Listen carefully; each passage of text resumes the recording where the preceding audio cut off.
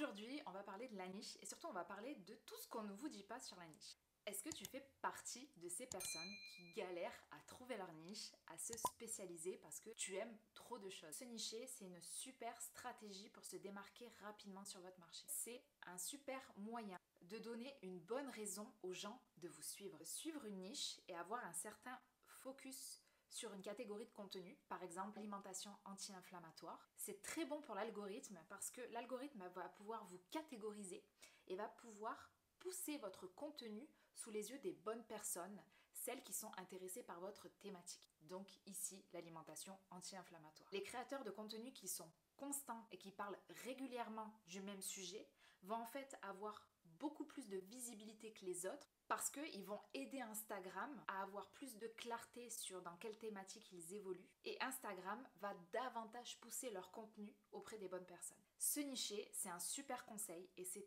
très stratégique de faire ça. Mais évidemment, vous me voyez venir, j'y vois quelques problématiques. Être niché, en fait, c'est une très bonne stratégie de court terme, mais ce n'est absolument pas une bonne stratégie de long terme. Ce n'est pas une bonne stratégie de long terme pour bâtir une marque personnelle dont les gens vont se souvenir. Quand vous créez du contenu sur une niche, évidemment, vous allez grossir, mais vous allez prendre un gros risque, que ce soit sur votre chaîne YouTube, sur votre compte Instagram et sur votre contenu de manière générale. La raison pour laquelle je vous dis ça, c'est qu'en fait, une niche, ça peut devenir obsolète, ça peut périmer quoi. Si aujourd'hui tu crées du contenu autour d'une industrie et que demain cette industrie se casse la figure, qu'en advient-il de ta marque personnelle? Par exemple, si tu crées du contenu autour d'une marque particulière pour parler de leurs produits, etc. et que demain la marque disparaît, et bien toi tu disparais avec eux. Le deuxième problème que je vois dans le fait de se focaliser uniquement sur une niche, sur le long terme évidemment, c'est qu'en fait, à force de ça, on va devenir une commodité. Ça veut dire que si vous créez votre marque personnelle autour d'une niche et qu'un jour vous en avez marre de parler de ce sujet et que vous arrêtez de parler de cette thématique-là, ce qui va se passer, c'est que les gens en fait sont devenus fidèles à ce que vous proposez, à l'info que vous partagez, au contenu que vous partagez, mais en fait ils ne sont pas devenus fidèles à vous, à votre personne, à votre personnalité. Donc en fait, si vous arrêtez du coup de parler de ce type de contenu, eh bien ces gens-là, ils vont aller voir une autre personne qui traite du même sujet. Donc en fait, en tant que créateur, aujourd'hui, en tant que créateur de contenu, vous devez absolument sortir de votre niche à un moment. Alors vous allez me dire, Manon, t'es bien gentil, mais comment on fait?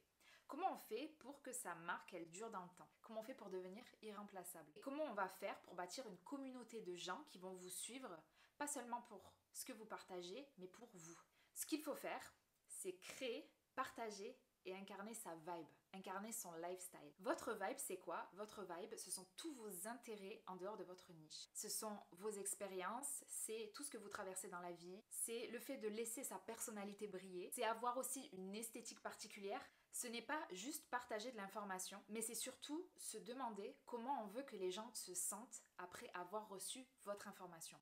Je répète cette phrase parce qu'elle est très importante. Ce n'est pas qu'une histoire de partager de l'information, mais c'est avant tout de se demander comment on veut que les gens se sentent après avoir reçu votre information.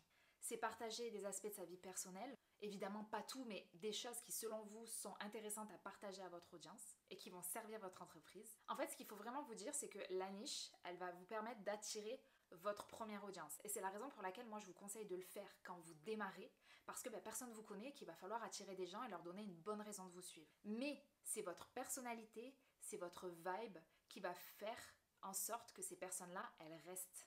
Et qui va du coup à terme les transformer en communauté de gens qui vous suivent bien sûr pour votre contenu, mais qui vous suivent parce qu'ils apprécient votre personnalité. Et c'est des gens qui normalement vont vouloir vous suivre toute la vie.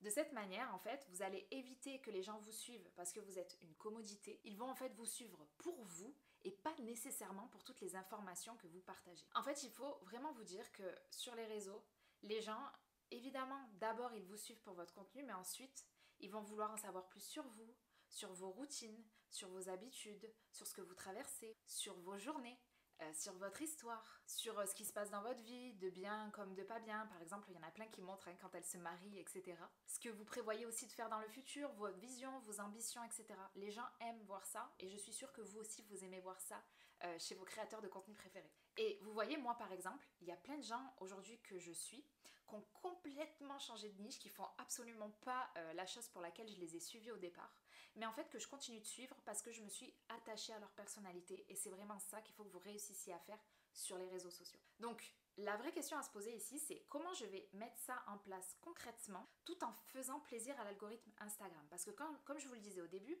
l'algorithme Instagram, il a besoin de vous catégoriser.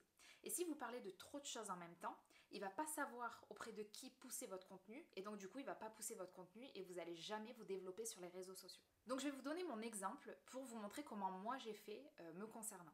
Moi par exemple sur YouTube, là où vous êtes en train de me regarder, je parle de business en ligne, je parle d'Instagram, je parle de personal branding. Mais ce que je peux faire pour insuffler un petit peu de ma vibe, c'est que je peux, une fois de temps en temps, faire un petit vlog pour montrer un peu comment se passent mes journées, etc.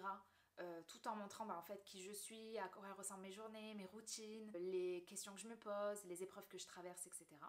Mais vraiment de manière beaucoup plus limitée par rapport au reste de ma niche. Mais surtout, je peux utiliser les shorts YouTube pour partager des choses plus personnelles. Les shorts, vous voyez, c'est les vidéos verticales que vous avez sur YouTube.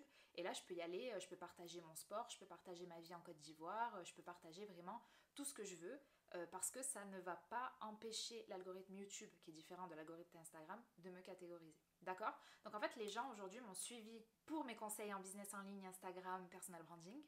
Mais finalement, j'insuffle un peu de ma vibe dans mes contenus pour que ces personnes-là s'attachent à ma personnalité et continuent de me suivre. D'accord?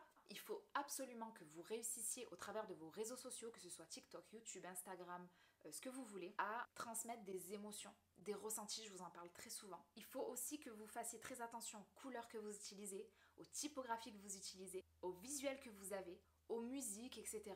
Le but étant à terme de vraiment réussir à refléter cette vibe visuellement et auditivement à votre audience. Et ça évidemment, tout ce que je suis en train de vous raconter sur l'image, l'identité en ligne, la vibe qu'on réussit à incarner, à transmettre, etc. Je vous en parle dans Astray. Donc pour résumer, concernant cette histoire de niche. Étape numéro 1, vous voulez être visible sur les réseaux sociaux. On commence tous comme ça. Pour ça, il va falloir une bonne stratégie de contenu, mais surtout donner aux gens une bonne raison de vous suivre. À cette étape-là, il va falloir faire un travail d'introspection. Qui je suis ? Qu'est-ce que je partage et pourquoi je donnerai aux gens une bonne raison de me suivre.